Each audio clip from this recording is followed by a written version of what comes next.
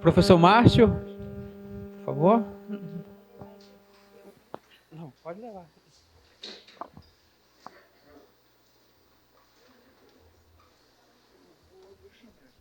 Pode ficar tranquilo.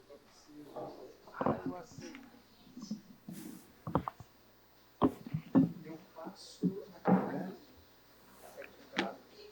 Eu vou olhar para o meu e vou passar, senão eu não consigo.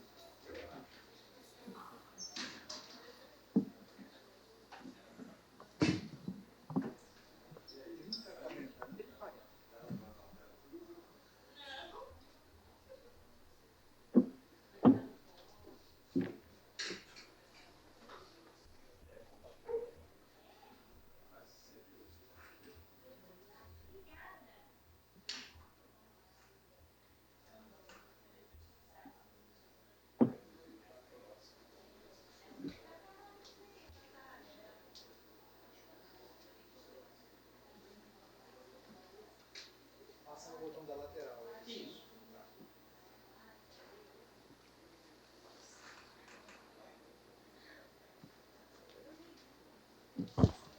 Bom dia para todo mundo. Agradeço a oportunidade de estar aqui. Especialmente agradeço ao Cláudio, né, o convite gentil para a gente poder dialogar.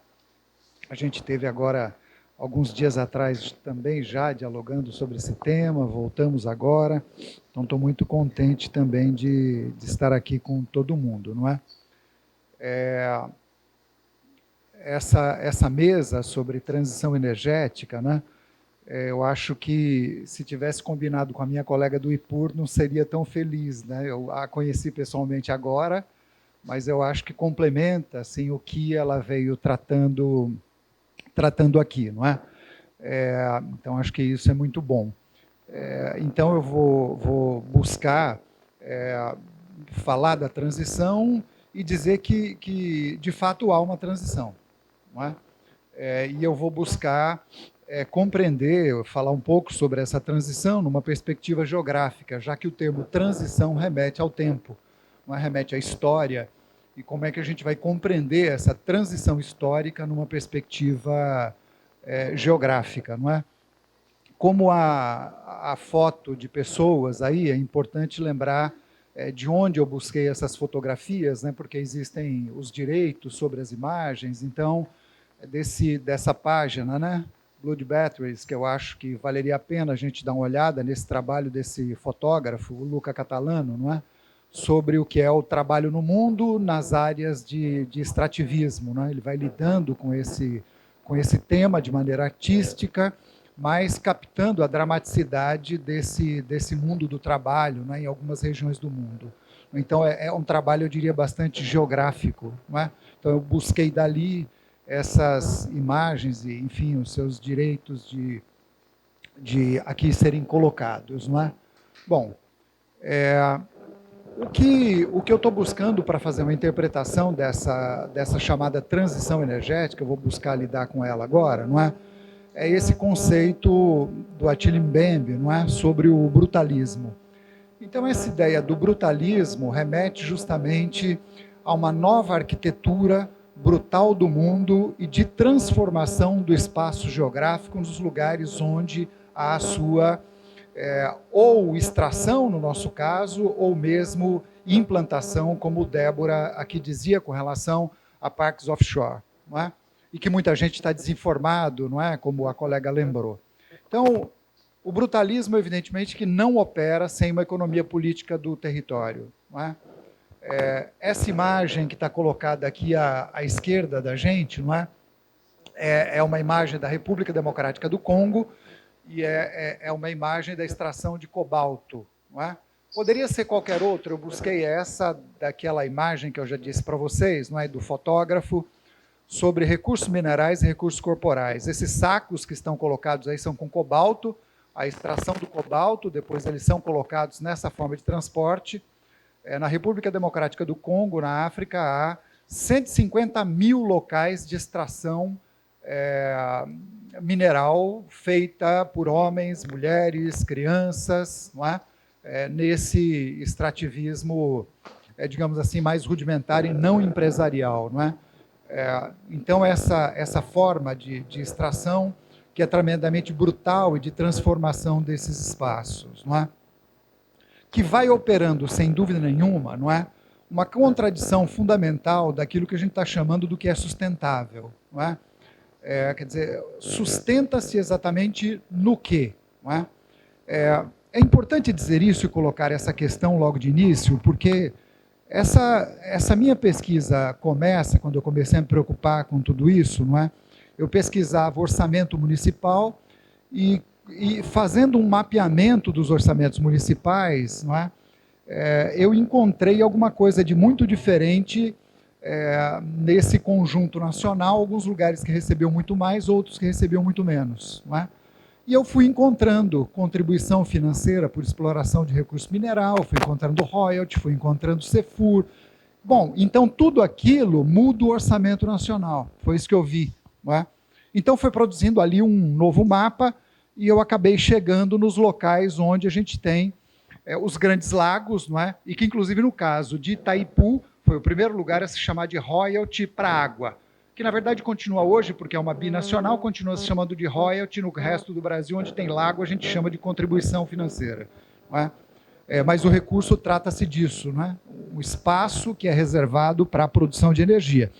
E eu comecei então a estudar essas hidrelétricas e acabei chegando naquele justo momento, quando me preocupava com isso, em Jirau e Santo Antônio.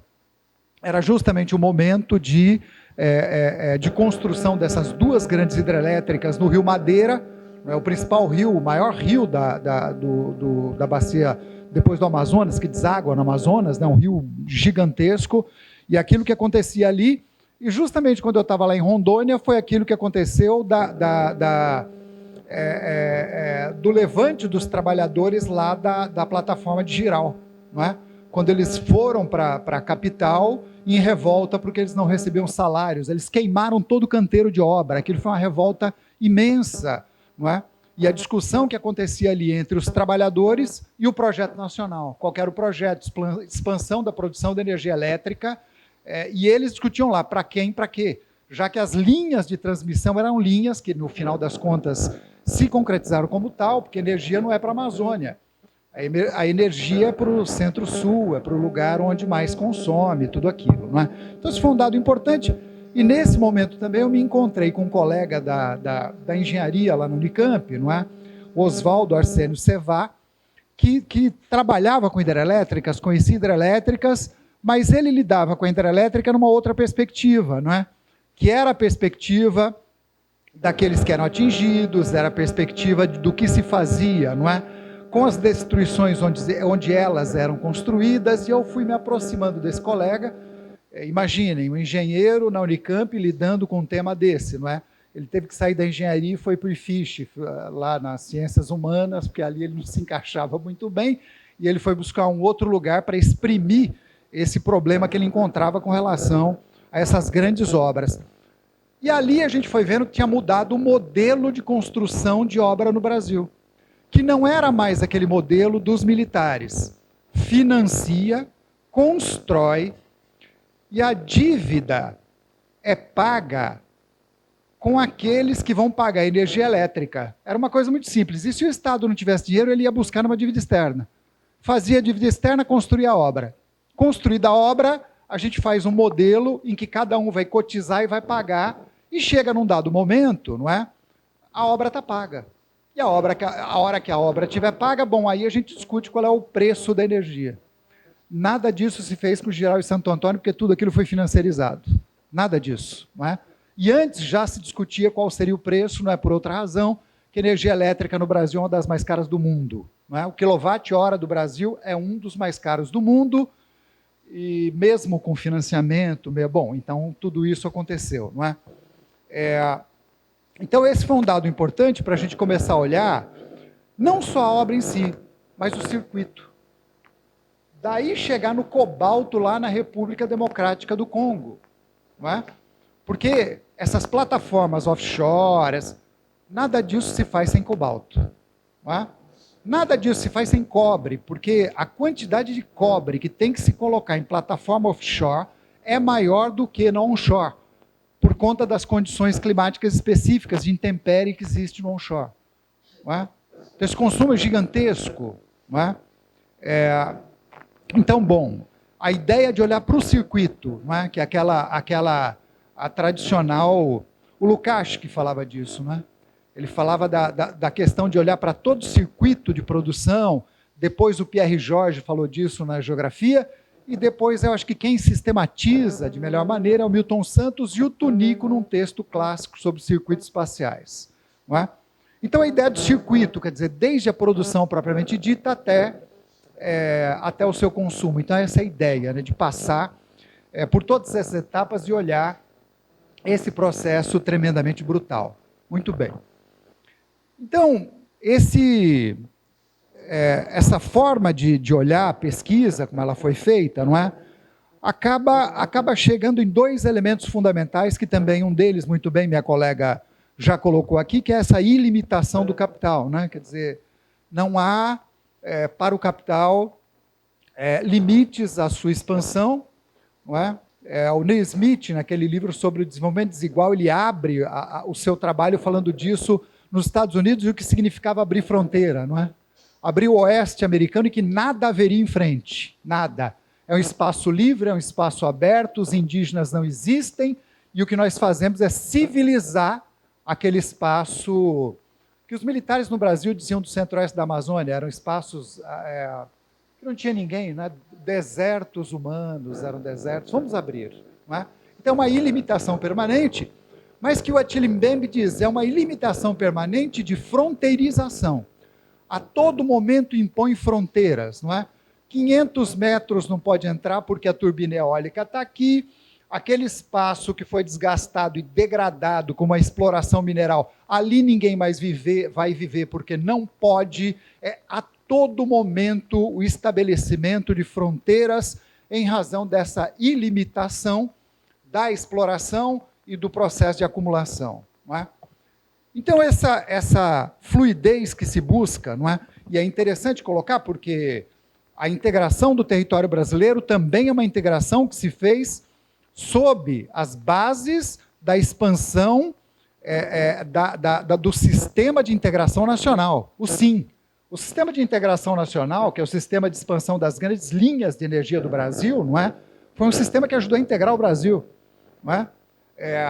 O apagão que aconteceu no governo Fernando Henrique Cardoso, não é? No segundo governo Fernando Henrique Cardoso, se deu porque, bom, o Brasil não tinha energia, o Brasil tinha energia, mas tinha energia numa região, não tinha na outra. Não é? E daí que vem aquela ideia de integrar de vez o território, tanto o norte do Brasil, que não estava integrado com o sul, norte e nordeste, né, que não estava integrado com o centro-oeste e sul, e a gente faz a grande linha, não é, de integração ao longo do Rio Tocantins, especialmente ali na Serra da Mesa. Então a gente vai fazer a integração para distribuir energia para o Brasil todo. Não é? Por isso que é difícil hoje dizer onde produz e onde consome, porque a hora que coloca no Sistema Integrado Nacional, está no Sistema Integrado Nacional. Não é? Vai distribuir para o Brasil como um todo. Então, o próprio sistema de distribuição é um sistema que ajudou a integrar o território brasileiro e que foi feito em cima das grandes vértebras do Brasil, né, que são os sistemas rodoviários do Brasil. Então, eles vão sendo feitos para a distribuição de energia de grandes voltagens, evidentemente a partir de dois processos fundamentais. Um, que é aquele da renovação das redes, não é? A gente há pouco tempo fez uma linha a gente cruzou o Rio Amazonas ali em Almeirim, não é? Que é um dos lugares onde o Rio Amazonas é mais estreito, em Almeirim. A gente fez uma linha de transmissão ali.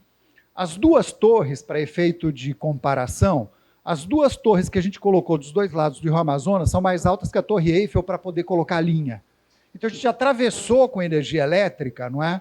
Para o norte, para Calha Norte, pegando energia elétrica de Tucuruí. Então a gente transfere a energia elétrica de Tucuruí para Calha Norte, e a partir da Calha Norte a gente vai atravessando com grandes linhas até Manaus. Então a gente já chegou com energia elétrica até Manaus, já que Manaus era uma cidade movida a gás, o gás que vinha da bacia do Urucu. E ali o debate importante que Débora dizia, não é? Começou a haver uma competição entre o gás e a energia elétrica, não é? Começou a haver ali um ruído entre a distribuição da Petrobras e a distribuição da Eletrobras, não é? Então, essa expansão das redes ao longo do território. Então, renovam-se as materialidades, segundo os projetos ali colocados, com base, claro, não é? A todo momento a gente vai fazendo revisões das portarias, das normas, das leis, mas fundamentalmente, não é?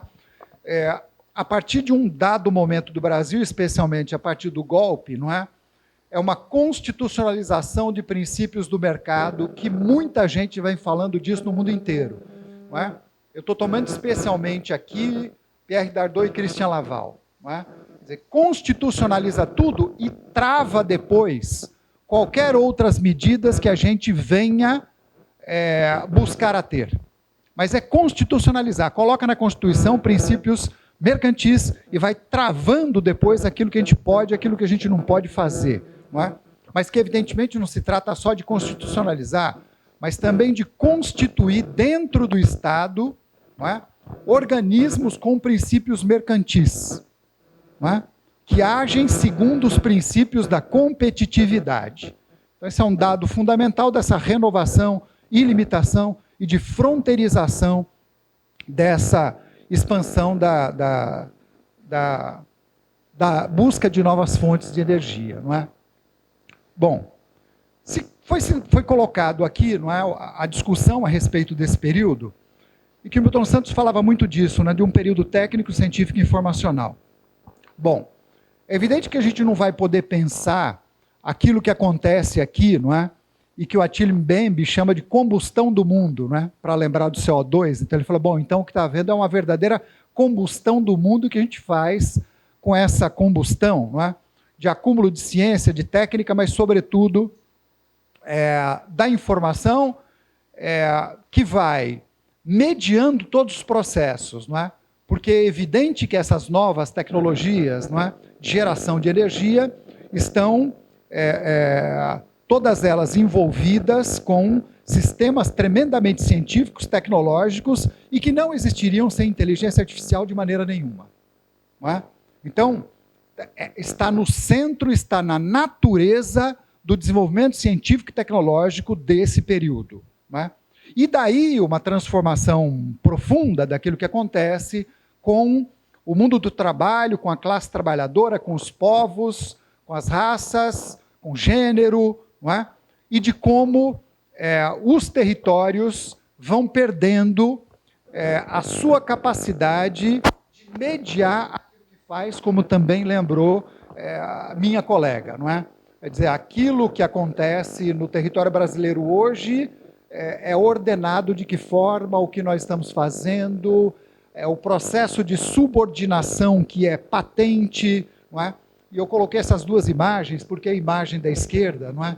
É uma imagem do final do século XIX, sobre o mundo do trabalho, e ali à direita, de novo, a República Democrática do Congo e o trabalho das mulheres lavando o cobalto. O cobalto tem que ser lavado, tem que ser secado, ele tem que ser ensacado, até que ele se transforme numa turbina eólica, que a gente chama de renovável. Não é? Então, seguindo aquilo que o Lukács diz, bom, então vamos seguir o circuito, e que circuito é esse onde ele chega, não é? Bom, é evidente que a gente precisa de energia. O ar-condicionado está aqui ligado, o meu computador está ligado, nós precisamos de energia, e o que a gente vai fazer? Não é? Então, essa é uma questão colocada, evidentemente, ao mundo todo, não é? E aqui é claro que a sociedade que nós estamos aqui fazendo, que nós estamos envolvidos, ela é energívora, não tem dúvida disso, não é? Agora, essa transição é uma transição geográfica, porque, vejam só, os lugares que, há tempos atrás, não é, eram, e todos nós nos lembramos, não é, de quando nós lidávamos com a questão, a chamada questão do Nordeste, não é, a questão da seca, a questão que expulsava, não era isso que a gente dizia? Mas a seca expulsa. A seca tira o homem do Nordeste, Manuel Corrêa de Andrade, famoso pelos seus estudos, não é? A respeito do Nordeste brasileiro, muda a relação, né? Desenvolvimento científico e tecnológico muda a relação. Aquilo que um dia foi uma desgraça da natureza, agora não é mais, como diria o Marx, né? As benesses da natureza. Agora nós encaramos ali uma benesse. O sol é uma benesse da natureza, o vento agora é uma benesse da natureza. E, bom, o valor dos lugares é alterado. E a hora que o valor dos lugares é alterado, é evidente que reposiciona cada lugar, como muito bem a gente devia ter combinado, professora.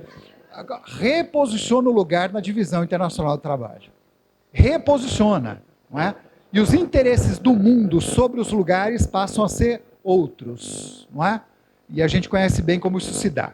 Muito bem. Significa, então, que o capital abandona um lugar para abraçar o outro? Na minha perspectiva, não. Não é? O Ricardo Antunes que sempre diz assim, né? Olha, a gente joga fora as coisas, nós da esquerda jogamos, né? O capital não joga fora nada. Mantém trabalho escravo junto com altíssima tecnologia. Eles não jogam fora, não é? Não vão jogar fora petróleo, não vão jogar fora carvão. Eles não vão. Não é? Do meu ponto de vista, eu vou buscar alguns dados. Toda vez que a gente afirma alguma coisa, não é? Em ciência, a gente tem que se fundamentar em alguma coisa, não é? Então, eu acho que não. Eu vou apresentar aqui, não é? Substituição, adição, o que significa isso, não é? E a adoção do que o léxico, sobretudo das grandes agências internacionais, está chamando de energias verdes, não é? E eu vou trazer, porque eu acho que é muito... me ajuda muito na minha argumentação, não é? Maurício Tolmasquim, que trabalhou durante muito tempo com o governo Lula, Dilma, não é? Importante, um professor importante, não é? E agora ele é diretor, ele volta para Petrobras na diretoria de transição energética. Ele, numa entrevista ao jornal Estado de São Paulo, disse assim, então, a Petrobras vai ser esverdeada, como todas as outras foram. As grandes petroleiras do mundo já foram esverdeadas, não é? Tanto é que elas estão tirando o nome petróleo do seu... estão tirando.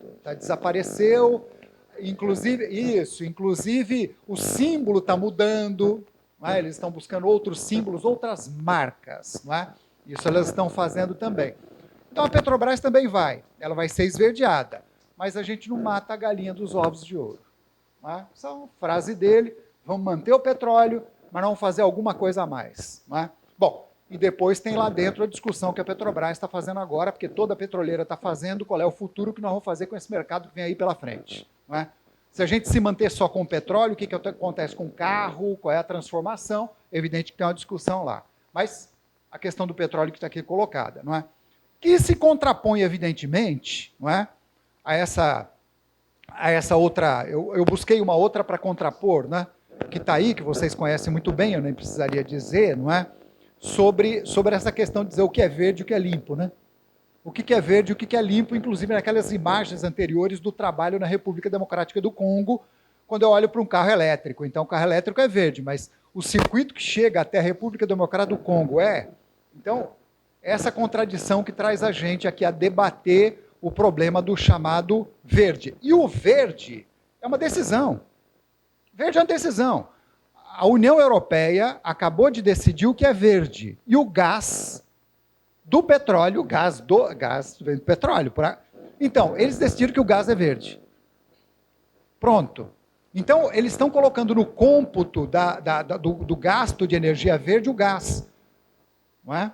Então, está ali colocado. Que agora gerou um problema com a guerra Rússia e Ucrânia, mas, enfim, essa é uma questão importante ali de decidir, afinal de contas, o que é verde. Isso é um debate. Ele debate o que é, o que não é, e vão impondo o que é verde e o que não é. Então, bom, eu vou agora passar por alguns dados que eu acho que é importante para poder me embasar naquilo que eu estou dizendo a vocês entre adição e substituição. Porque quando se fala daquilo que é verde, o que se busca é substituir, quer dizer, a proposta qual é? Uma economia de baixa emissão de CO2.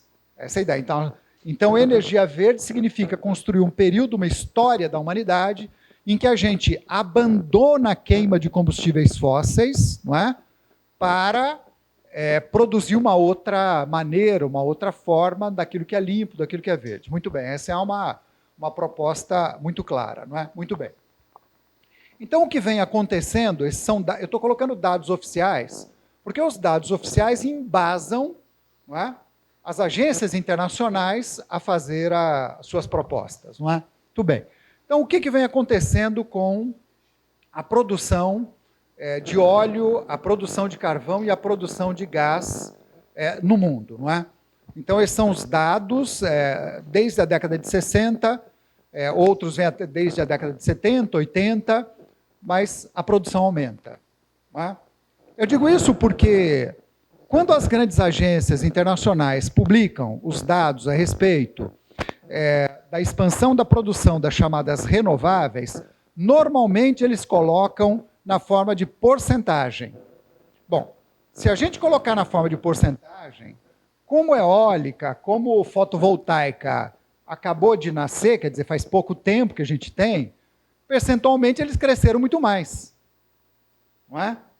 Mas há um aumento da produção de combustíveis fósseis. Continua aumentando, apesar da gente ter as novas energias que são agora também produzidas. Não é? Então, isso é um dado que me parece importante. Eu vou passar por alguns deles, não é? Para depois buscar sistematizar. Não é? Eu estou lidando especialmente, como também minha colega, não é, com energia. Minha pesquisa vai mais em direção à energia elétrica. Então, agora vem um conjunto mais ligado à produção de energia elétrica e às fontes de energia elétrica no mundo. Não é? Carvão, gás, óleo. Então, vocês veem em terawatts, não é? A porcentagem importante que ainda mantém e que continua aumentando, continua subindo no mundo todo. Não é? Claro que regionalmente nós temos que olhar para cada pedaço do globo para saber o que aí acontece. Não é? Mas no mundo todo continua aumentando. Não é? Aumenta. Aqui, a geração de energia elétrica, não é? 1985 e 2022 com fonte fóssil. Não é?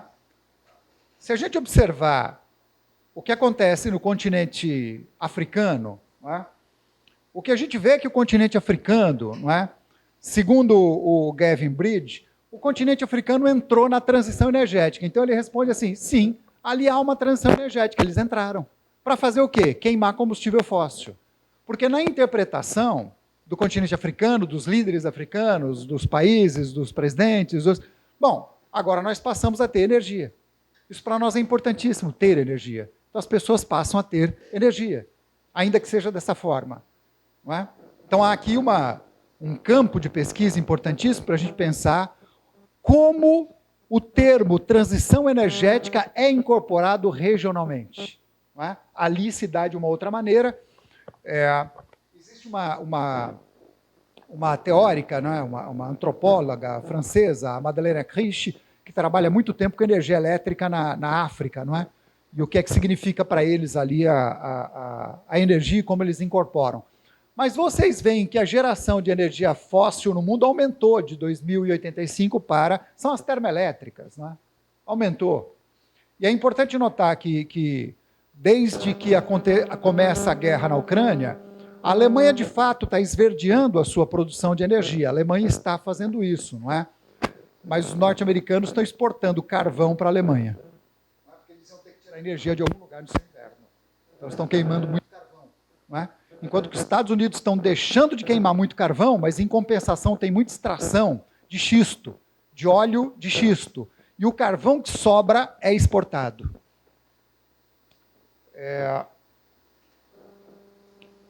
Produção de energia elétrica segundo fonte na União Europeia. Não é?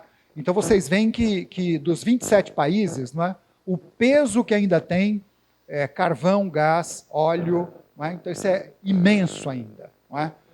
Vislumbrar essa transformação, não é? Especialmente ali, claro, existem os projetos, mas ainda tem um peso enorme. Não é? Então, eu fui buscando alguns dados para ir mostrando o que vai acontecendo em algumas partes do mundo. Não é? E claro, não é? Não poderia deixar de colocar aqui a China, que é uma coisa assustadora, né? Se a gente observar a queima de carvão, óleo, gás, não é? No caso, a hidroeletricidade ali também é importante, especialmente pela construção de grandes hidrelétricas, não é? A famosa Três Gargantas, que chega a ser quase do tamanho de Itaipu. Quer dizer, em área é maior que Itaipu, mas não gera a quantidade de energia elétrica que gera em Itaipu. Itaipu continua sendo o ponto do mundo que mais energia elétrica gera. São 14 gigas, imagina. Não é? Nos Estados Unidos, que cai de fato ali... Ah, está aqui. Eu passei. Tem que voltar. Não. Ah, está aqui. Está aqui. Cai o carvão, mas o carvão é exportado. Não é? Muito bem. Agora eu voltei de novo. Eu estou me dando bem com essa coisa aqui. Me dou mal com isso aqui. Bom, América Latina e Brasil. Bom, a fonte brasileira, claro, né? A importância que tem para nós, não é? A energia hidroelétrica, não é? E que a gente... Agora eu não mexi. Eu fico... legal, obrigado. Muito bom. Muito bom. Então, no caso do Brasil, não é? A energia hidroelétrica, mas eu queria lembrar, foi colocado aqui, não é? E eu queria lembrar, por conta desse momento que está colocado aqui, ó, com gás, óleo e carvão. Esse momento. Porque esse momento em que a gente observa a expansão, não é? Do óleo, sobretudo, vejam, do gás, imensamente do gás, não é? E a decisão, há pouco tempo atrás, de que a Petrobras deveria deixar de ser uma empresa só de petróleo. Petrobras não foi construída como uma empresa de petróleo e gás. Não foi. Ela foi construída como uma empresa de petróleo e queimava o gás. A gente jogava o gás fora. Não é? A decisão de se transformar numa empresa de petróleo e gás é uma decisão do governo Lula. Aliás, do segundo governo Lula. Não é? Que a gente para de queimar e passa a utilizar o gás. Muito bem. Vocês veem que, na crise hídrica, a gente teve que ir buscar energia em fonte fóssil. Então, a fonte fóssil não pode ser descartada, apesar da fonte hidráulica ser uma matriz fundamental, estar na matriz como elemento fundamental. Não é? Porque na crise hídrica, a gente colocou termoelétrica para funcionar. Não é? Termoelétrica no sul do Brasil, a região sul do Brasil, é queima de carvão. Queima carvão. Não é? Assim como termoelétrica, paradoxalmente, na Amazônia, não é? Especialmente no estado do Amazonas. Não é? Bom, então agora a gente pode passar. Aqui, os dados a respeito, especialmente da queima de combustíveis fósseis em usinas termoelétricas, justo no período em que a gente teve o problema de crise hídrica no Brasil, de falta, especialmente na bacia dos rios do sudeste brasileiro, não é? Especialmente ali, não é? Com a crise hídrica a gente colocou as termoelétricas para funcionar, não é? Então elas vieram fazer a complementaridade do sistema elétrico nacional, não é? Já que a demanda por energia elétrica continua aumentando, não é? Bom, então essa transição é de fato uma crise, não é uma transição em que a gente passa de um período histórico de energias sujas, de energias que a gente quer deixar para trás, de queima de combustível fóssil, para um momento em que a gente vai observar energias chamadas verdes renováveis, e a gente abandona uma economia, nesse ponto da queima de combustíveis, né? Uma energia baixa em emissão de CO2 para um outro momento. No meu ponto de vista, não. É? No meu ponto de vista, a gente está construindo algumas outras coisas, não é? E que, me lembro, eu até vou citar agora o professor Leandro, porque ontem, quando a gente falava, não é, desse aspecto, então vai aqui uma citação, das ocupações das áreas de deserto, não é? E que ele lembrava, bom, o deserto é uma área a ser ocupada, o deserto é uma área, não é? É um bioma em que a gente pode simplesmente ocupar com alguma coisa, porque o próprio termo evoca a nossa vontade de ir para aquele lugar e fazer uma outra coisa, porque afinal de contas ele é deserto, não é? Que é o que a gente está fazendo, essa é uma imagem do deserto da Califórnia, não é? Com uma planta de produção fotovoltaica que é a maior planta do mundo, não é? Então essa produção de energia chamada limpa, ela vem se juntar à queima dos combustíveis fósseis para responder a uma demanda cada vez maior de consumo de energia. Então essa política que o Attila Mbembe chama de termopolítica da combustão do mundo, não é? Ela teria alguns elementos fundamentais de definição, não é? Ela seria numa interpretação que não é do Attila Mbembe, mas é do Jean-Baptiste Fressot, ela seria malthusiana, quer dizer, quais são as opções, e a minha colega muito bem colocou aqui, não é? O que a gente vai fazer, né? O que a gente tem pela frente e qual é o projeto de nação que a gente vai construir? Qual é a posição que a gente ocupa no mundo? Porque essa opção, lhe parece, a Fressot, e se eu estou colocando aqui é porque eu estou incorporando, não é? Ela é bastante malthusiana, quer dizer, não existe vida se a gente não abraçar essas energias verdes. Não é? Então é isso ou não tem vida. Acabou, o mundo vai acabar. Não é? O mundo vai acabar é o próprio da escatologia. Se a gente não fizer tudo isso que nós estamos dizendo, se esse parque eólico, se tudo isso não for construído agora, o mundo acaba. Ou seja, é o próprio princípio do neoliberalismo de não há saída se não for esta escolha que nós estamos apontando. Não incorporando, portanto, qualquer outra perspectiva que nós venhamos a ter para pensar o futuro da humanidade. Que o Krenak, inclusive, acha que o futuro está lá na ancestralidade, não está no futuro como pensa o capital. Mas isso é a história que a gente debate, isso é outra coisa. Muito bem. Então, o problema de colapsar. Cada momento que colapsa, a gente diz, está vendo? Vai acabar. Então, vamos abraçar o cobalto aquele lá. Não é? Daquela forma que acontece lá. Muito bem. Então, essa termopolítica também, ela é tecnofílica no sentido de que a gente busca mais técnica, mais ciência, mais informação em sistemas, não é? Em macro sistemas para responder aos problemas que nós colocamos para que eles respondam o problema. Ou seja, a gente coloca a pergunta do desenvolvimento da nação, sempre a pergunta que a gente coloca já vem com uma resposta preparada. É nesse sentido que a gente fala de uma tecnofilia. É mais ou menos como aquela pergunta dos grandes produtores de cereais, do 36 minutos, eu já estou acabando, dos grandes produtores cereais do centro-oeste do Brasil. Não é? Eles dizem assim, se não é a gente, o mundo passa fome, então temos que usar agrotóxico. É lógico, né? Tem que usar agrotóxico. Bom, a pergunta não é essa.